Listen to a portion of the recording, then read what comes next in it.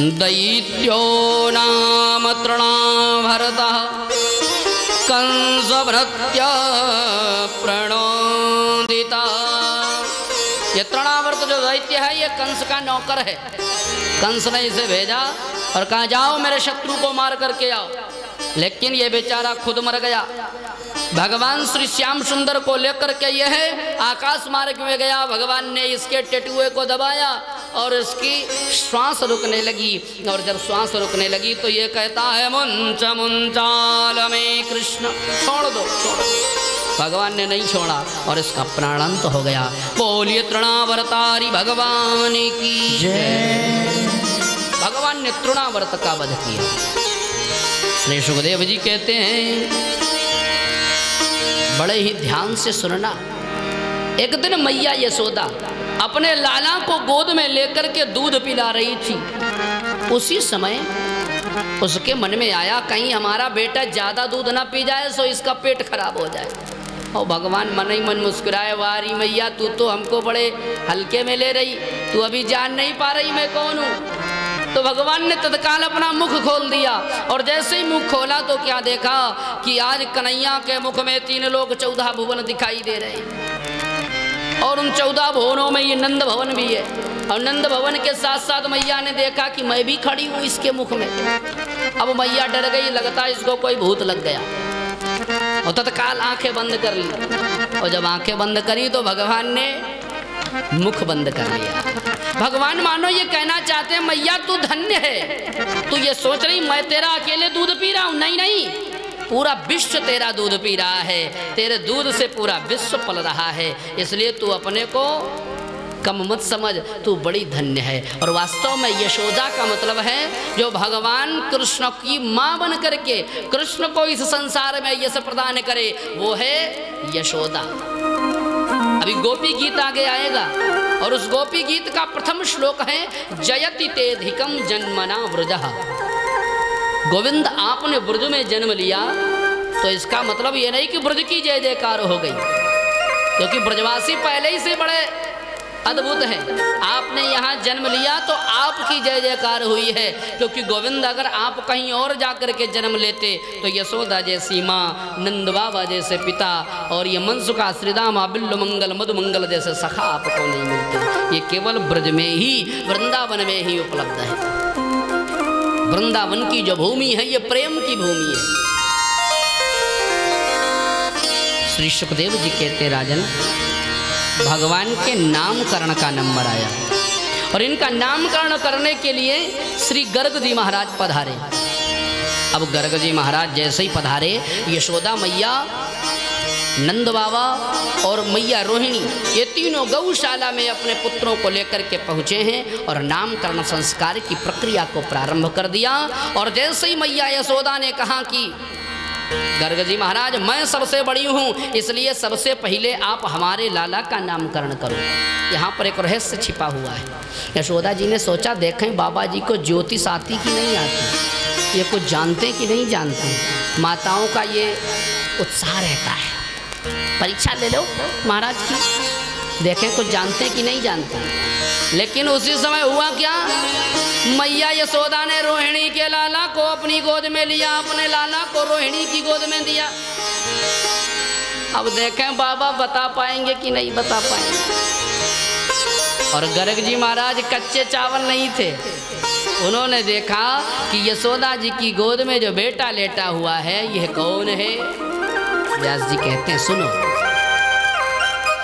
अयम हिरोहिणी पुत्रो रमयन सुरदो गुणै, रमयन सुरदो गुणै। अरे यशोदा तू जिसे अपना बेटा कह रही है ना, तो यह अयम, अयम माने यह, रोहिणी पुत्र, ये तेरा बेटा नहीं है बल्कि रोहिणी का बेटा है।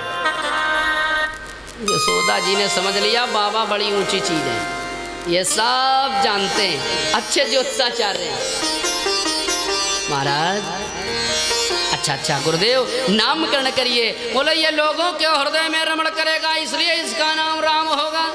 लेकिन ये बड़ा बलवान होगा, इसलिए लोग इसे बलराम कहेंगे। बोलिए बलराम जी महाराज की जय हो। और मालूम है ये सोना, इसको एक जगह से खींच करके दूसरे गर्भ में स्थापित किया गया, इसलिए लोग इसे शंकरषण कहेंगे। बोलिए शंकरषण भगवान की।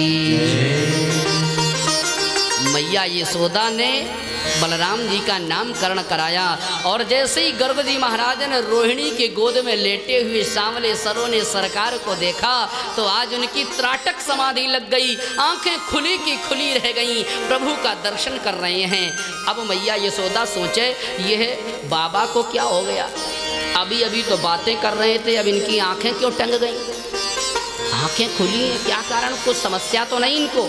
बार बार आंखों के सामने हाथ हिलाए मैया, लेकिन अब पलकें नहीं गिर रही, क्योंकि गर्ग जी का जो तार था ना वो जुड़ चुका था, उन्हें संसार से कोई लेना देना उस समय नहीं था, वो तो भगवान की स्वरूप माधुरी का दर्शन कर रहे थे। महाराज मैया यशोदा ने गर्ग जी महाराज के चरणों को पकड़ा, बड़ी जोर से हिलाया, और जैसे हिलाया गर्ग जी की समाधि टूट गई। अरे मैया तूने ये क्या कर दिया, मैं तो स्वरूप माधुरी का आनंद ले रहा था, तूने बीच में व्यवधान डाल दिया। खैर कोई बात नहीं, तो सुन। गर्ग जी महाराज कहने लगे, इस बालक का जन्म कई युगों में हुआ, लेकिन उन सब युगों में इसका रंग अलग अलग था, तो उसी अनुसार इसका नाम रखा गया। लेकिन इदानीं कृष्णतांगता, इस समय इसका रंग सांवला है, काला है, इसलिए लोग इसे कृष्ण कहेंगे। बोलिए कृष्ण भगवान की जय। और इसके बाद में एक बड़ी महत्वपूर्ण बात कह दी। क्या कहा? बोले प्रागयं वसुदेवस्य क्वचित् जाता तवात्मजा। पहले ये वसुदेव का बेटा था। नंद जी महाराज ने कहा महाराज क्या बता रहे हो आप, जब से पैदा हुआ हमारे घर में, और आप कह रहे हो वसुदेव का बेटा था। गर्ग जी को लगा कुछ गड़बड़ हो गई, पोल खुल जाएगी, इसलिए गर्ग जी ने उसका संशोधन किया और कहने लगे नहीं नहीं, बाद में तुम्हारा बेटा ये हुआ, लेकिन इसका नाम वासुदेव होगा। बोलिए वासुदेव भगवान की जय। और गर्ग जी महाराज ने नामकरण किया, और नामकरण करने के पश्चात जब जाने लगे, मैया यशोदा हाथ जोड़ करके कहती बाबा हमारे घर में भोजन कर लो, कोई भी संत ब्राह्मण आए बिना भोजन कराए न जाने दो। अब एक विशेषता ये भी है कि खीर जरूर खिलाओ। अब खीर की विशेषता क्या, आइए बताते हैं हम आपको। खीर में 3 चीजें मिलती हैं विशेष रूप से, एक है चावल, और दूसरा है दूध, और तीसरा है शक्कर। यह प्रमुख 3 चीजें हैं, बाकी तो सब सहायक वस्तुएं हैं, मेवा इत्यादि।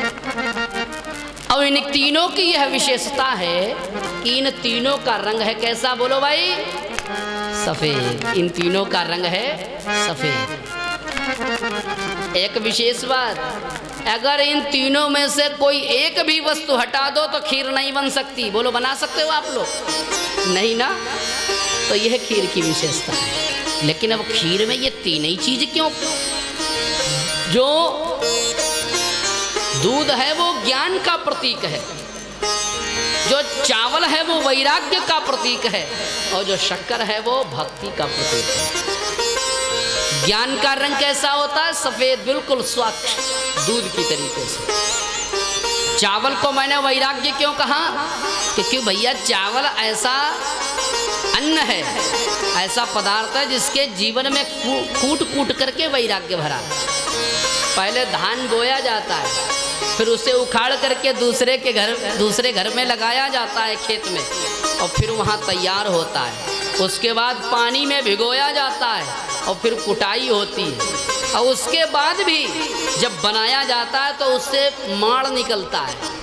क्या निकलता है? वो पानी, माड़ निकलता, तब जाकर के चावल पक करके तैयार होता है। तो कितना वैराग्य है सोचो। सबसे पहले अपना घर छूटा, फिर दूसरे के घर में आए, ये सब वैराग्य का प्रतीक है, और जो शक्कर है वो भक्ति का प्रतीक है। तो बिना ज्ञान भक्ति वैराग्य के खीर नहीं बन सकती। इन तीनों बातों को अपने जीवन में उतारना चाहिए। श्री सुखदेव जी महाराज राजा परीक्षित से कहते, राजन, गर्ग जी महाराज ने खीर बनाई, स्वपाकी ब्राह्मण हैं, भोग लगाया, और जैसे ही भोग लगाया भगवान कन्हैया घुटनों के बल चलते हुए आ गए, और जैसे ही घुटनों के बल चलते हुए पहुँचे, खीर उठाई हाथ में और मुख में लगाई, वैसे ही गर्ग जी की समाधि टूट गई। बड़ी जोर से चिल्लाया, अरे मैया देख, तेरे लाला ने रसोई जूठी कर दी। अब मैया दौड़ती हुई आई, कन्हैया के हाथ को पकड़ा, घसीटते हुए अंदर वाली कोठरी में जाकर के ठूंस दिया। अब बताओ, ये ब्रजवासियों का संबंध है। ब्रजवासी ऐसा कर सकते हैं, कोई दूसरे की हिम्मत नहीं है, कोई दूसरा ऐसा नहीं कर सकता। उद्धव जी महाराज जब ब्रज से वापस गए भगवान के पास, और भगवान ने कहा, क्यों उद्धव, सब ठीक है ना? तो उद्धव जी ने कहा, सुन कन्हैया, तू बड़ा निर्दयी है। भगवान ने कहा, ये उद्धव तू शब्द से बात कर रहे हैं, इसका मतलब है गोपियों का रंग इन पर चढ़ गया है, क्योंकि ब्रजमंडल में गोपी हैं, मेरे मित्र हैं, वही मुझसे तू करके बात कर सकते, बाकी दुनिया में कोई तू करके बात नहीं कर सकता। अब मैया यशोदा ने कन्हैया को बंद किया, अब दरवाजा नहीं बंद कर पाई जल्दी में। दोबारा खीर बनाई, अनुनय विनय करी, और जैसे खीर बनाई और भोग लगाया, त्वदीयमस्तु गोविंद। भगवान सोचे, ये बाबा भी बड़ा विचित्र है, पहले तो बुलाता है और बाद में जब जाता हूँ तो डांट भी पड़ती है। और भगवान फिर पहुँचे, बोले अब बुलाया है तो जाना तो पड़ेगा। और जैसे ही भोग लगाया और आंखें खुली, और बोलने ही वाले थे यशोदा। भगवान ने सोचा, अगर इस बार मैया आ गई तो बिना पीटे नहीं छोड़ेगी। तो भगवान ने गर्ग जी को चतुर्भुज स्वरूप दिखाया। गर्ग जी महाराज का मुंह खुला, आंखें खुली, प्रभु पहले ही दिखा देते ये स्वरूप, धन्य है। मैया यशोदा अंदर से आई, अरे कन्हैया तू फिर यहाँ? गर्ग जी ने रोका, नहीं नहीं मैया, लाला को मत रोको, इसे खीर खाने दो। मैया ने सोचा, इतना बड़ा परिवर्तन कैसे हो गया, यार आज जादू हो गया। बोले, नहीं तू नहीं जानती, तेरा लाला कोई साधारण नहीं है। मैया ने कहा, बाबा मेरी समझ में तेरी बातें नहीं आ रही। गर्ग जी ने कहा, सुन मैया, तूने न जाने कौन से पुण्य के कार्य किए होंगे जो तुझे यह पुत्र प्राप्त हुआ है, इसलिए तू धन्य है, तेरा जीवन धन्य है। आज गर्ग जी महाराज को भी भगवान ने दर्शन दिया, और इधर भगवान का ये नामकरण संस्कार 1 वर्ष की अवस्था में संपन्न होता है। कर लो कोटि उपाय, चाहे कर लो लाख उपाय, मोहन प्रेम बिना नहीं मिलता, चाहे कर लो कोटि उपाय।